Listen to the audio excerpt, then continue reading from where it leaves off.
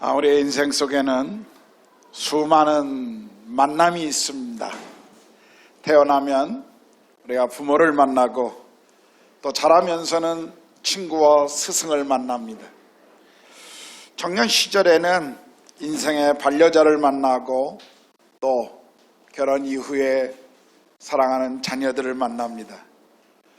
인생 속에서 수많은 만남이 있지만 가장 중요한 만남이 있다면 그것은 하나님과의 만남일 것입니다.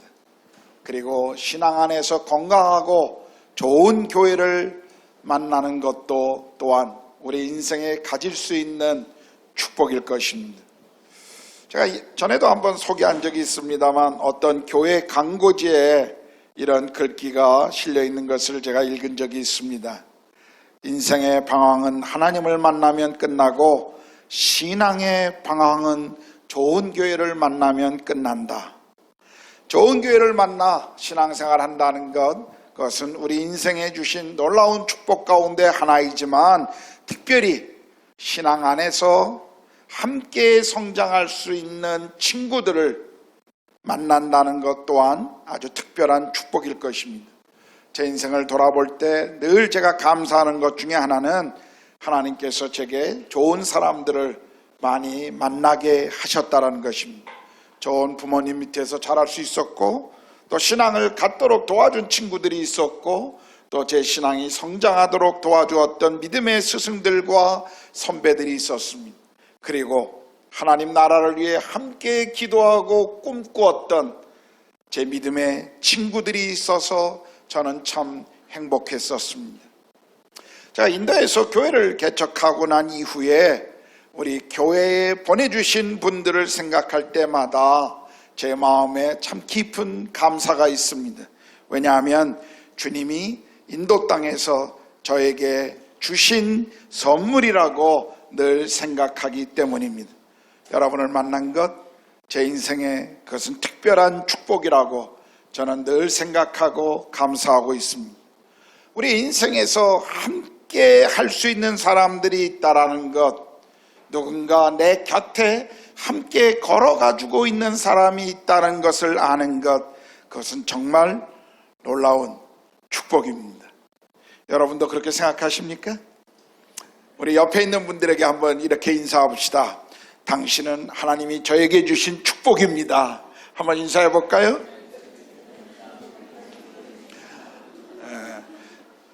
축복이라고 인사하는데 표정들이 별로 밝지가 않습니다.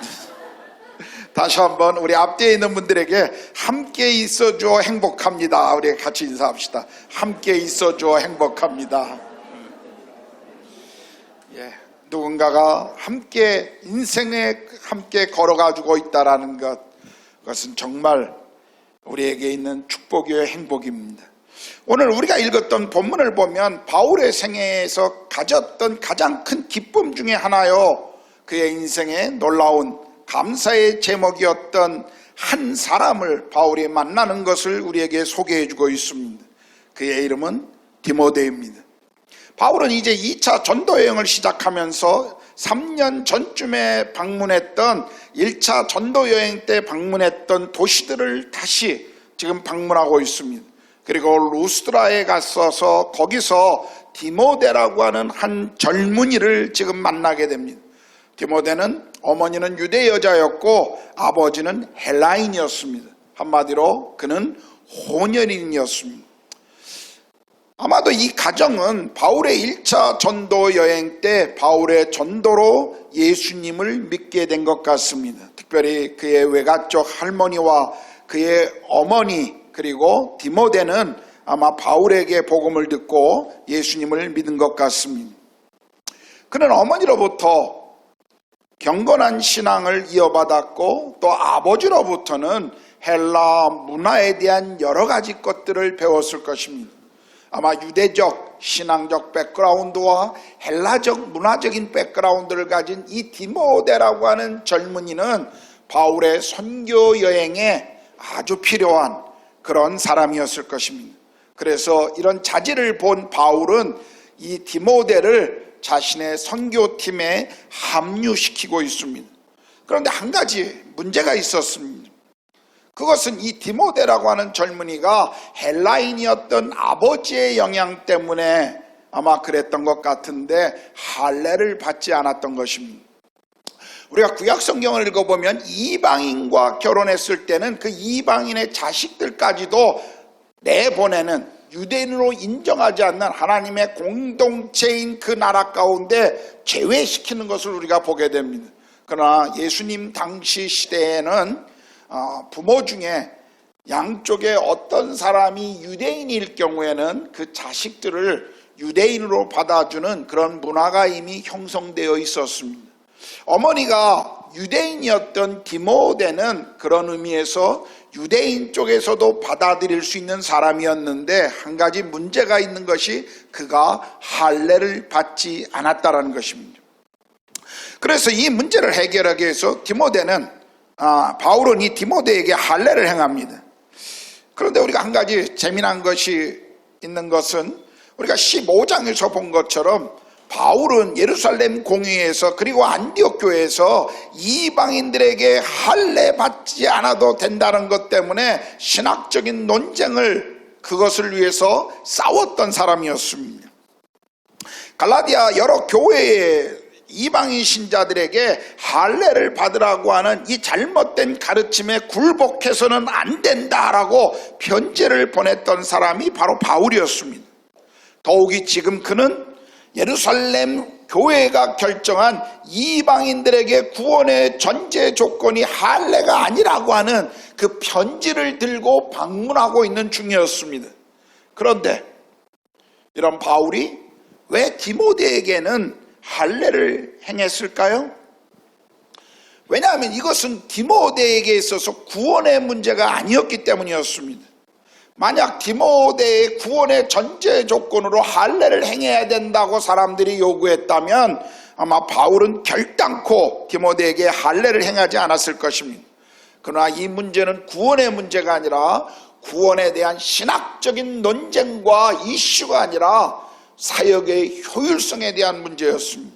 앞으로 그 전도팀들이 방문하게 될 지역의 유대인들에게 복음을 전할 때 함께 가는 전도팀인 디모데가 할례를 행하지 않고 또 그것을 모든 사람들이 알고 있었기 때문에 그 이유 때문에 유대인들에게 복음을 전하는데 장애가 될 것을 생각했던 바울은 기꺼이 이 할례 문제에 있어서 양보하고 디모데에게 지금 할례를 행했던 것입니다.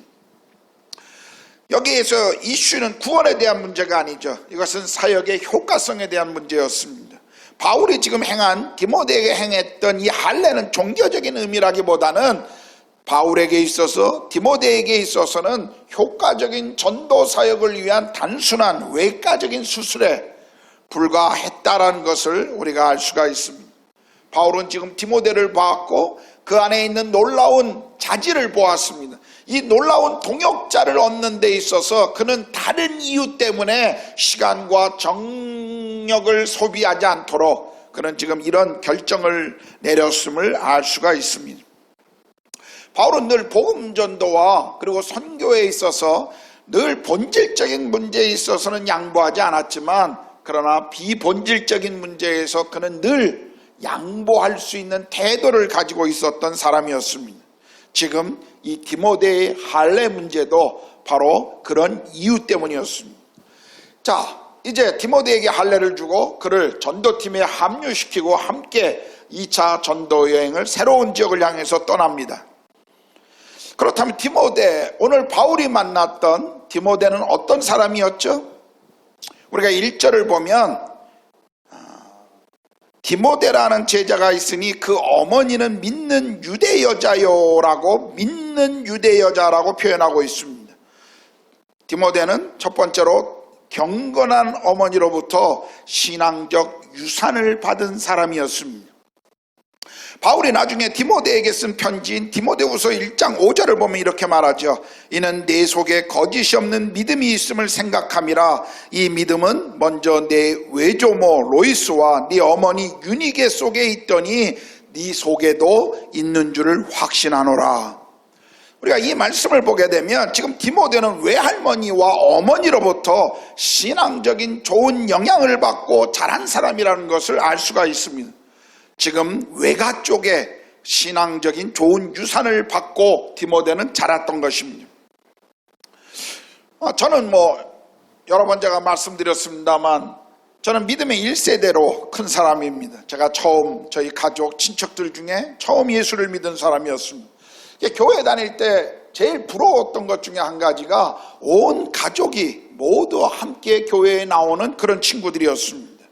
혼자 믿었기 때문에 신앙생활에 어려움도 있었고 또 신학교 갈 때 부모님의 반대도 아주 심했습니다.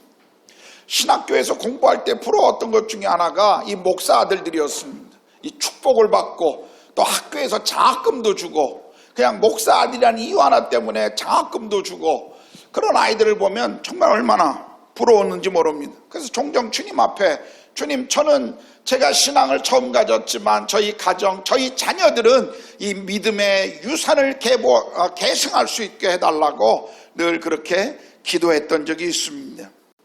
아마 저와 같이 여기 계신 어떤 분들은 그런 믿음의 1세대의 삶을 살아가고 계신 분들이 있을 것입니다. 부모의 어떤 신앙적인 영향이 없이 여러분이 처음 믿음의 세대로 시작하신 분들이 있을 겁니다. 실망하실 필요 없습니다. 여러분이 믿음의 1세대가 되었고 여러분의 자녀들은 계속 디모데처럼 자라가게 될 것입니다. 여러분의 가정은 믿음의 가정이 될 뿐만 아니라 여러분의 자녀들은 또 그 자녀들을 통해서 믿음의 후손들이 아마 계속 일어나게 될 것입니다. 반대로 또 믿음의 가정에서 소위 모태신앙으로 자라신 분들도 있습니다. 부모들로부터 받은 그런 신앙의 축복들, 그건 정말 놀라운 은혜 중에 하나입니다. 신앙 안에서 믿는 가정에서 계속 자란 분들은 그것이 얼마나 정말 깊이 있는 축복인지를 잘 인식하지 못할지는 모르지만 그러나 그게 정말 얼마나 축복인지는 우리가 알아야 합니다. 그건 정말 놀라운 축복입니다. 하나님이 우리에게 주신 놀라운 은혜입니다. 그렇지만 우리가 기억해야 할 것이 한 가지가 있는데 믿음의 1세대로 처음 믿은 사람이거나 아니면 믿음의 가정에서 자라 믿음의 그 계보를 이어가는 사람이거나 이런 모든 믿음의 계승은 그냥 저절로 되는 것이 아니라는 것입니다. 이것은 영적인 전쟁입니다. 어떤 의미에서 믿음의 계보가 계승되어 간다고 하는 것은 영적 전쟁 가운데 있다는 것을 우리가 기억해야 합니다. 여러분, 자식들이 부모의 신앙을 계속 이어가는 것 점점 더 어려워지는 시대가 되고 있습니다.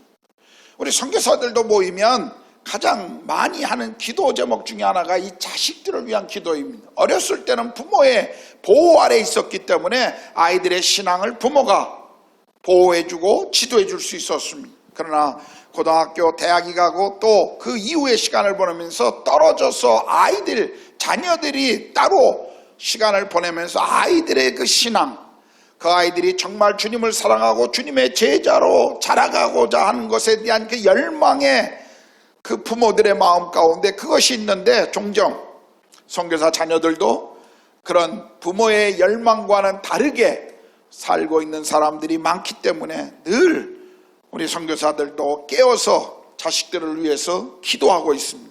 여러분, 정말 우리가 부모들이 깨어 있어야 합니다. 정신 차려야 합니다.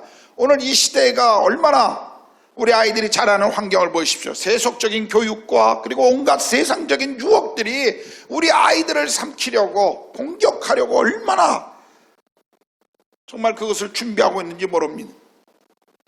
이런 환경 가운데 살고 있는 우리 자녀들을 위해서 부모들이 기도하지 않는다면 우리 아이들의 미래가 심히 걱정스러울 수밖에 없는 것입니다.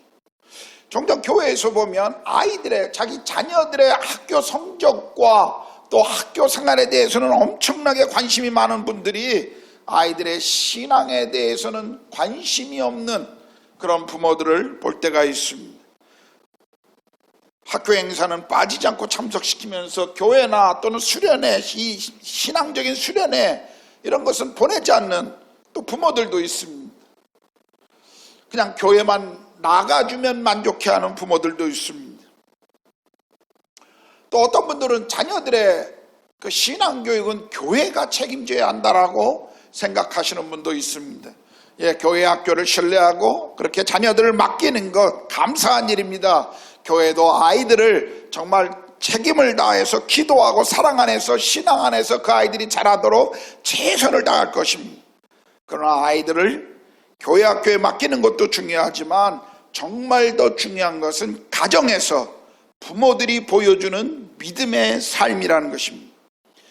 부모로서 우리가 먼저 기도하지 않으면 우리의 자녀들은 기도를 배우지 못할 것입니다. 우리가 성경을 읽고 하나님의 말씀을 따라 사는 것을 자식들에게 보여주지 못하면 우리의 자녀들이 인생에 있어서 성경이 얼마나 중요한가 하는 것들을 그들은 배우지 못할 것입니다. 우리가 먼저 예배자의 삶을 살고 가정을 오픈해서 다른 이들을 섬기는 것들을 자녀들에게 보여주지 않으면 우리 아이들은 하나님 우선주의와 그리고 이웃을 배려하는 그런 삶을 자라면서 배우지 못하게 될 것입니다.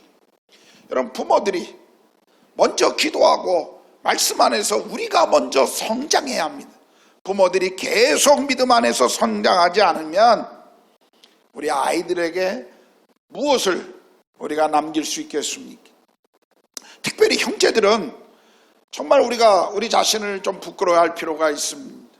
정말 여러분의 자녀들이 이 다음에 커서 내가 가진 이 믿음은 우리 아버지로부터 받은 것입니다, 그렇게 고백하는 사람들이 얼마나 있겠습니까? 저는 교회 안에서 수많은 나눔 속에 간증을 들으면서 어머니의 신앙 때문에 이렇게 자기가 신앙을 갖고 자랐다고 하는 사람들은 참 많이 만났어 봐도 참 많이 만났는데, 아버지 때문에 신앙을 갖고 내가 이렇게 성장했습니다라고 말하는 사람들은 거의 제가 들어본 적이 없습니다. 정말 형제들은 좀 부끄러워할 필요가 있습니다. 부끄러우시죠? 아버지 학교 오십시오. 정말 우리 자녀들을 하나하나를 주님이 사랑하는 사람으로 키운다는 것이 얼마나 위대한, 그것이 하나님 나라의 영광스러운 일인지 모릅니다. 제 아내가 최근에 그런 얘기를 저에게 하더라고요. 여보, 내가 태어나서 가장 잘한 일 중에 하나는 아이들을 낳아서 아이들을 키운 것 같다고. 그게 가장 잘한 것 같대요. 물론 우리 아이들이 뭐 그렇다고 신앙적으로 지금 굉장한 믿음의 삶을 사는 것 아닙니다. 그냥 근근히 우리 아이들도 그냥 믿음을 지키며 살고 있습니다. 늘 제 마음에 아쉬움이 그거죠. 내가 저 나이 때 얼마나 주님을 사랑하고 주님을 따라갔는데 저 아이들은 저 나이 때 뭐 하고 있나, 막 그게 늘 제 마음에 이렇게 안타까움으로 남기도 합니다. 그러나 하나님께서 우리 아이들의 아버지이시고 그 아이들의 인생의 주인이시기 때문에 우리는 계속 기도하면서 아이들의 생애를 다루실 주님의 손길을 우리가 기다리고 있습니다. 여러분, 우리가 신앙으로 자녀들을 양육한다는 것, 그것은 우리에게 하나님이 주신 얼마나 놀라운 또 영광스러운 일이라는 것을 우리가 기억해야 합니다. 여러분의 자녀들 믿음의 다음 세대를 이어가는 믿음의 사람들이 되도록 부모로서 우리가 책임을 가지고 아이들을 위해서 기도해야 할 것입니다. 오늘 디모데는 어머니로부터 할머니로부터 이 믿음을 계승받은 그런 젊은이였습니다. 오늘 성경에 보면 두 번째 보면 2절에 보면요, 디모데를 향해서 이렇게 말합니다. 디모데는 루스드라와 이고니에 있는 형제들에게 칭찬받는 자니, 여기 디모데는 칭찬받는 사람이었습니다. 자신이 살고 있었던 도시뿐만 아니라 그가 얼마나 칭찬받는 사람이었는지 그 이웃 도시에까지 칭찬을 들었던 사람이었습니다. 여러분, 다른 사람들에게 칭찬을 듣는다는 것, 이것은 그리스도인의 삶에 아주 중요한 것입니다. 더욱이 주님의 일꾼이 되고자 하는 사람들에게, 사역자가 되고자 하는 사람들에게는 이것은 아주 중요한 자질입니다. 우리가 디모데전서 3장 1절에서 7절을 보게 되면 교회의 영적 지도자들의 자질에 대해서 여러 가지를 설명합니다. 감독에 되려면 한 아내의 남편이 돼야 되고, 절제하고 술을 즐기지 않고 돈을 사랑하지 않고 자녀들을 잘 다스리고, 여러 그 중요한 자질에 대해 설명하다가 7절에 보면 이렇게 말씀하시죠. 외인에게도 선한 증거를 얻어야 할지니. 무슨 말입니까? 교회의 영적 지도자가 되고자 하는 사람들은 교회 밖의 사람들에게도 선한 증거를 받아야 한다는 것입니다. 교회 안에 있는 성도들뿐만 아니라 교회 밖에 있는 불신자들에게도 칭찬을 듣는 사람이 되어야 한다는 말씀인 것이죠. 신뢰를 받고 다른 이들에게 칭찬을 듣는 사람이 되어야 한다. 여러분, 우리가 그리스도인이라면 우리가 믿지 않는 사람들보다 도덕적으로 그리고 더 아름다운 인격으로 그들에게 보여줘야 될 책임이 있습니다. 예수 믿는 사람들이라고 하면서 우리가 세상 사람들보다 도덕적 수준이 더 낮다, 이건 좀 문제가 있는 것입니다. 우리가 하나님의 나라와 하나님의 말씀을 따라간다고 하면서도 이 세상 사람들보다 우리가 가지고 있는 도덕적인 윤리적인 기준이 더 낮다, 이거는 문제가 있는 것입니다. 여러분, 성경은 늘 우리가 세상을 향해서 소금과 빛이 되어야 한다고 말씀하고 있습니다. 그렇다면 우리는 세상이 가지고 있는 도덕적 기준보다도 훨씬 더 높은 그런 삶을 살아야 한다는 것입니다. 초대 그리스도인들은 그들의 신앙 때문에 핍박을 받았습니다. 그들이 신앙 때문에 핍박을 받았지만 성경을 읽어보십시오. 그들은 계속해서 외부의 사람들로부터 칭찬을 들었던 사람들이었습니다. 사도행전 2장 47절의 말씀을 기억하십니까? 하나님을 찬미하며 또 온 백성에게 친송을 받으니 주께서 구원받는 사람을 날마다 더하시니라. 초대 그리스도인들의 자질 중에 하나는 외부로부터 정말 저 사람들은 좋은 사람들이라고 하는, 선한 사람이라고 하는 그런 칭찬을 듣는 사람들이었다라는 것을 우리는 잊지 말아야 합니다. 여기 디모데는 외부인에게 교회 안에뿐만 아니라 교회 밖의 사람들에게 칭찬받는 사람이었다. 우리가 그것을 여기서 기억해야 합니다. 오늘 디모데, 세 번째로 디모데를 이야기할 때 디모데는 굉장히 충성된 사람이었던 것을 알 수가 있습니다. 성경은 충성이라고 하는 단어를 설명할 때마다 신뢰할 만하다 또는 믿음직스럽다 또는 성실하다 라고 하는 표현들을 함께 사용하고 있습니다. 제가 최근에 읽었던 어떤 책에서 충성이라는 단어의 의미를 이렇게 정의했습니다. 믿을 수 있는 상태를 의미하는 미덕, 믿을 수 있는 상태를 의미하는 미덕이라고, 충성을 그렇게 정의하는 것을 저는 책에서 읽어보았습니다. 여러분, 우리는 모두가 뭐예요? 믿을 만한 친구를 원합니다. 아주 충실한 배우자를 원하죠. 충성스러운 부하 직원을 원합니다. 그런데 우리가 살고 있는 이 시대가 그렇게 진정한 충성스러움을 찾기가 쉽지 않은 것 같습니다. 잠언 20장 6절에도 보면 많은 사람이 자기의 인자함을 자랑하나니 충성된 자를 누가 만날 수 있을까라고 말씀하십니다. 충성된 자를 누가 만날 수 있을까? 저는 제가 대학 시절에 학생 선교단체에서 훈련을 받으면서 그 선교단체가 굉장히 중요하게 여겼던 자질, 그리스도의 제자로 살아가는 데 있어서 정말 그리스도인이 가져야 할, 좋은 지도자가 가져야 할 자질 중에 하나가 늘 이야기했던 것이 탁월함이었습니다. 탁월해야 한다. 뭘 하나 하더라도 탁월을 해야 된다. 청소 하나를 해도, 종이접기 하나 해도 탁월하게 해야 된다. 늘 탁월함이 훈련의 목표였습니다. 탁월해야 한다. 정확하고 탁월해야 한다. 근데 제가 인생을 살아가고 또 제가 사역을 하면서 늘 느꼈던 것은 탁월한 사람들이 충성스러우면 정말 그와 같은 금상첨화는 없습니다. 그런데 탁월한 사람이 충성스럽지 못하면 우리는 그런 사람들 향해서 뭐라고 그러죠? 잔머리가 뛰어나다고 그럽니다. 저는 사역을 하면서 또 교회에서 많은 분들을 만나면서 탁월하지 않더라도 정말 충성스러운 사람들, 맡기면 그 일을 끝까지 감당할 수 있는 사람들이 얼마나 더 귀한가 하는 것들을 저는 늘 배우고 있습니다. 디모데는 충성스러운 사람이었습니다. 여러분, 빌립보서 2장 19절 20절에 보면 이렇게 말하죠. 내가 디모데를 속히 너희에게 보내기를 주 안에서 바람은 너희의 사정을 알므로 안위를 받으려 함이니 이는 뜻을 같이하여 너희 사정을 진실히 생각할 자가 이밖에 내게 없음이라. 그들이 다 자기 일을 구하고 그리스도 예수의 일을 구하지 아니하되 디모데의 연단을 너희가 안 하니 자식이 아버지에게 함같이 나와 함께 복음을 위하여 수고하였느니라. 바울은 자신이 전도한 교회의 사정을 알고자 할 때 자기가 갈 수 없을 때 사람들을 보냈습니다. 그런데 그때 바울이 고백하는 것은 내가 안심하고 보낼 수 있는 사람이 바로 디모데다라고 지금 이야기하고 있는 것이죠. 자기가 개척한 교회의 영적인 지도자로 세울 수 있는 사람, 바로 그 사람이 디모데다. 여러분, 디모데는 지금 주의 나라와 사역을 위해서 언제나 보냄을 받을 준비가 되어 있었던 충성스러운 사람이었습니다.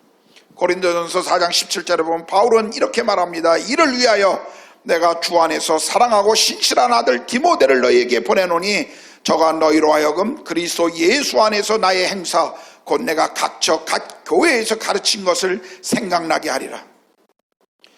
바울이 얼마나 디모데를 전적으로 신뢰하고 있는가를 우리가 이 말씀을 통해서 알 수가 있습니다. 여러분, 누군가로부터 신뢰받는다, 이런 신뢰받는 삶이 얼마나 놀라운 축복입니까? 저 사람에게 일을 맡기면 안심할 수 있어. 그런 이야기를 듣는 것, 그런 평가를 듣는 것, 그건 얼마나 우리 인생의 큰 축복일까요? 여러분, 잠언 25장 13절에 보면 이런 말씀이 나옵니다. 충성된 사자는 그를 보낸 이에게 마치 추수하는 날의 얼음 냉수 같아서 능히 그 주인의 마음을 시원하게 하느니라. 충성된 자가 이렇다는 것입니다. 그를 보낸 이에게 마치 추수하는 날의 얼음 냉수 같아서 그 주인의 마음을 시원하게 한다. 여러분, 우리는 우리에게 일을 맡긴 사람들의 마음을 시원케 하는 그런 충성된 자가 되어야 합니다. 또 우리 인생의 주인이신 그 예수 그리스도의 마음을 시원케 하는 충성된 자가 되어야 한다는 것입니다. 디모데는 그 자신이 충성된 일꾼이었기 때문에 또 다른 충성된 사람들을 가르칠 수가 있었습니다.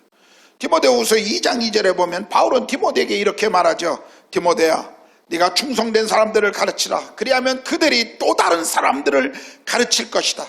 여기 영적 배가의 원리를 바울은 이렇게 말하는 것입니다. 디모데야, 네가 충성된 사람들을 가르치면 그들이 또 다른 사람들을 가르칠 수 있을 것이다. 여러분, 충성되지 못한 사람들은 늘 자기가 받은 것, 자기가 배운 것을 다른 사람들과 나누지 않습니다. 충성된 사람들은 자기가 배운 것들, 또 자기가 알고 있는 것들을 다른 이들과 늘 나누고, 그리고 함께 하나님의 나라를 이루어가고자 하는 열망을 가지고 있습니다. 저는 이 디모데후서 2장 2절의 말씀을 제가 배우고 난 이후에 이것은 제 평생의 기도 제목 중에 하나였습니다. 하나님, 제게 충성된 사람을 주십시오.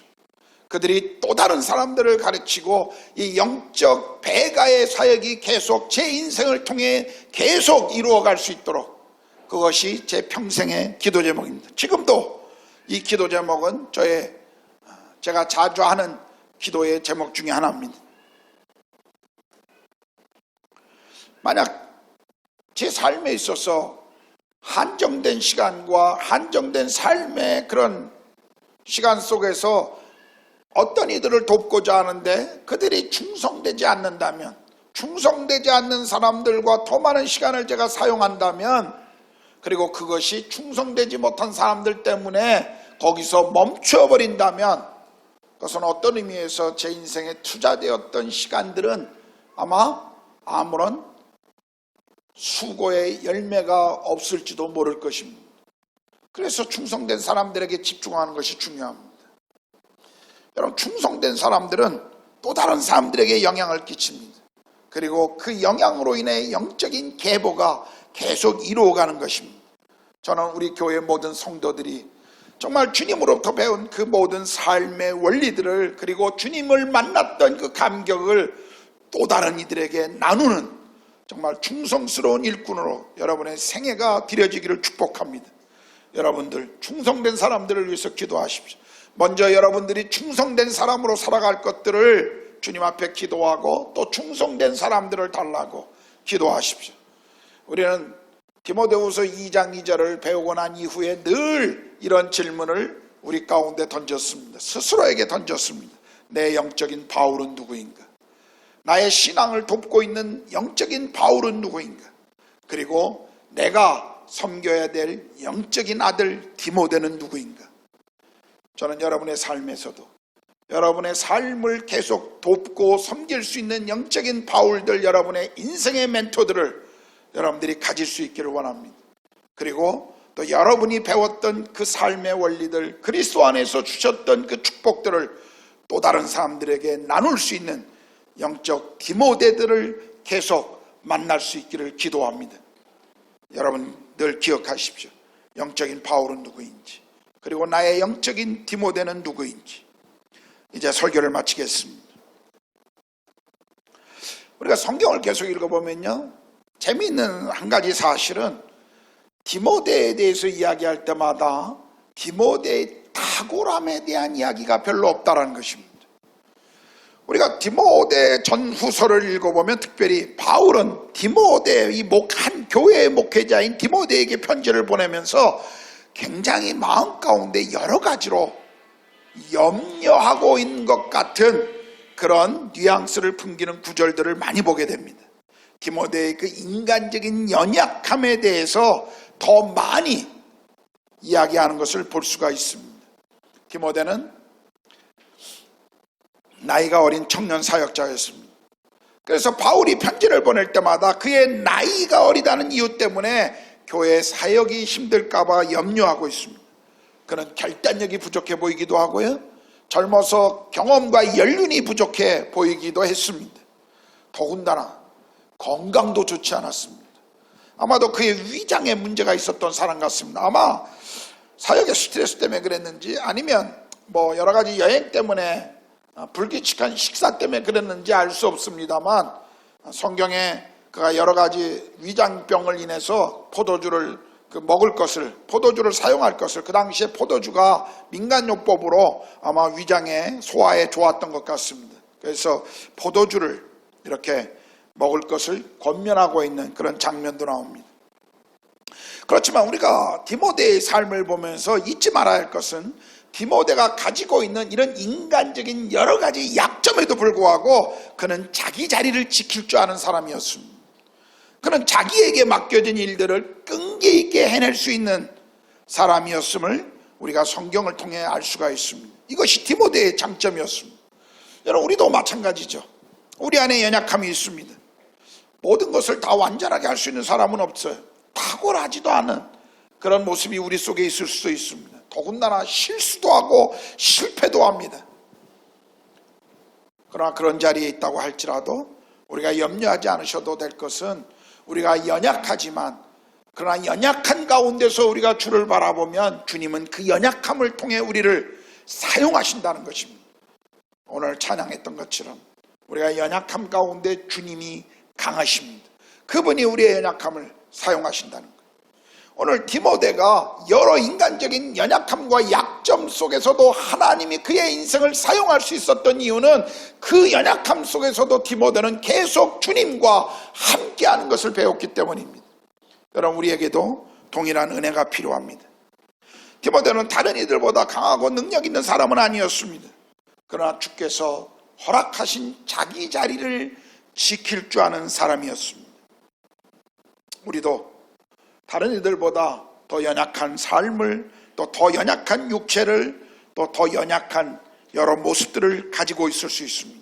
그러나 그럼에도 불구하고 우리가 주님과 함께하고 그분을 따라간다면 주님은 우리의 삶을 축복하실 것입니다.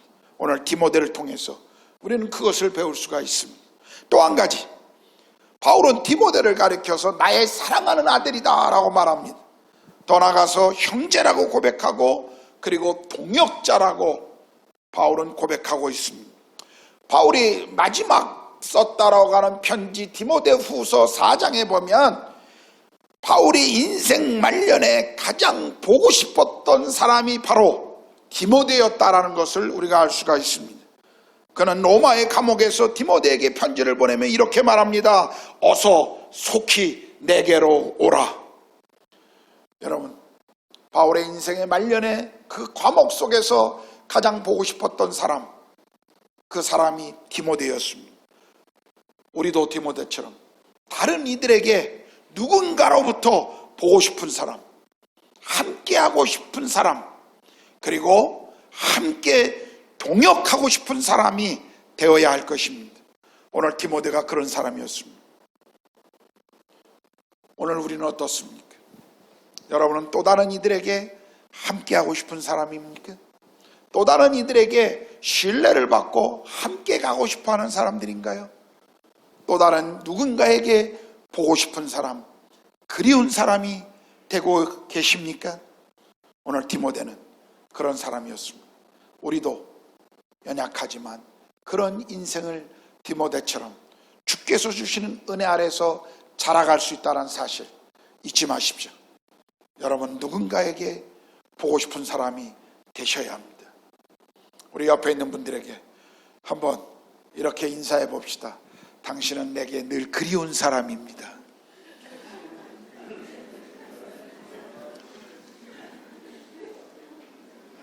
안 하시는 분들은 뭐예요?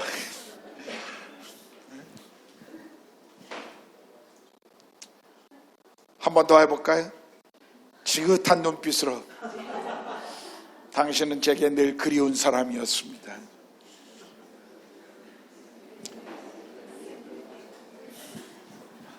기도하겠습니다.